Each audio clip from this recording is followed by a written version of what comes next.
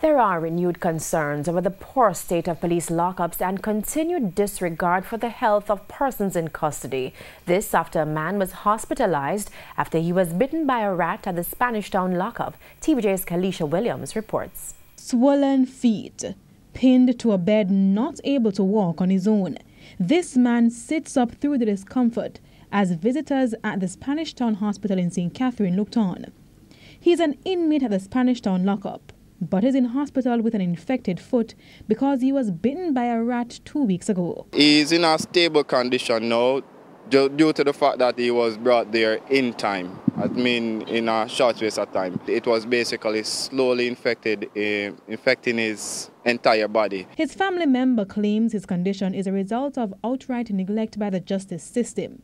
The man was taken to jail in February and was waiting for his court date when the rodent bit him. The incident happened on the second week, and they actually took a week in total in regards to taking the person to hospital to get medical assistance. As I said, they only gave him like Dettol to wash his foot. It reached to a point where his feet was actually swollen, and at that point they actually rushed him to the Spanish Town Hospital to seek treatment. His family said they were not notified of the incident until they went to visit him at the police station. There was no explanation, no word coming from any official at the police station. We had to basically go to the hospital, and that was when we got full details as it relates to what had happened. The family wants the government to intervene and also threatens legal action.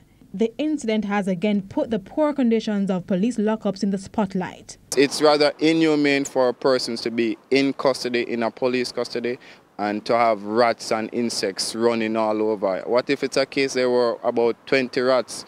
It would be a case that these rats would have drawn this man away. When our correspondent visited the Spanish Town police station on Tuesday, the officer on duty confirmed that the man was taken to the hospital after he fell ill. However, he advised us he was not in a position to give the details of the illness. Kalisha Williams, TVJ News.